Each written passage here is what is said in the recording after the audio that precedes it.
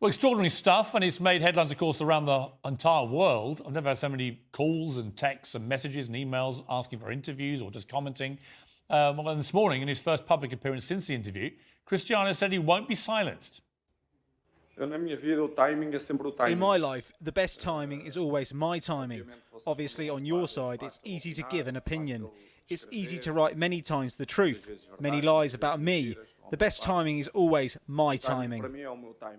Well, we can all have our view about how Cristiano Ronaldo might be feeling, why he did this, but sometimes the best people to ask are those who've been in the cauldron of high-level sport. Kevin Pietersen is, for me, the best England batsman of his generation, but his international career for England was cut short after a high-profile fallout with his employers, the ECB, and he joins me now. Kevin, great to see you.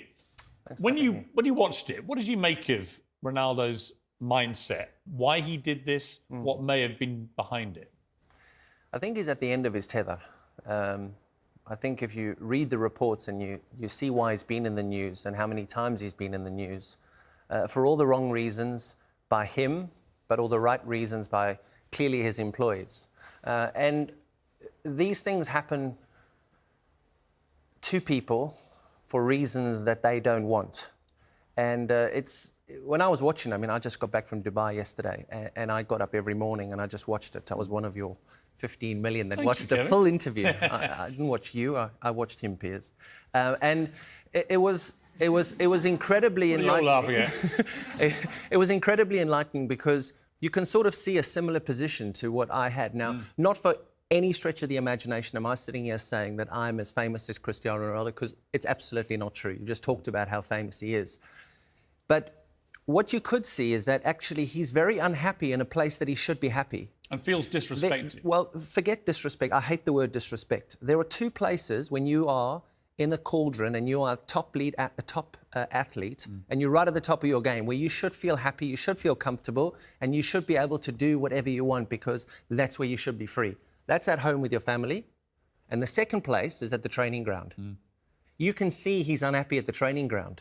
Now, I know that Carrington, and I think it's called Carrington, where Man United trains, their facility isn't up to scratch. No. Have a look at his social media and look where he trains. Look how he practices. To be the best, you have to live the best life. And to be the best, you have to continually need to grow. And we all talk about being that high-level athlete. It's that extra 1%. What is it like? I mean, I remember this with you when you were going through your problems with England. We spoke a lot over that time. And the thing that really incensed you was all this drip, drip, drip of stuff that was coming out about you, most of which I knew wasn't true because you were telling me the reality.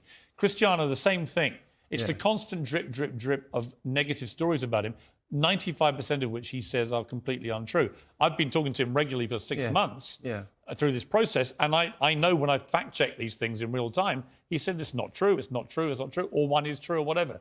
It's the constant overriding negativity. Well, you know, you've been editor of newspapers, you've been in the media. There are stories that get drip-fed to journalists about certain people who want to knife them. Who want to knife certain athletes. And one thing I hate is that tall poppy syndrome.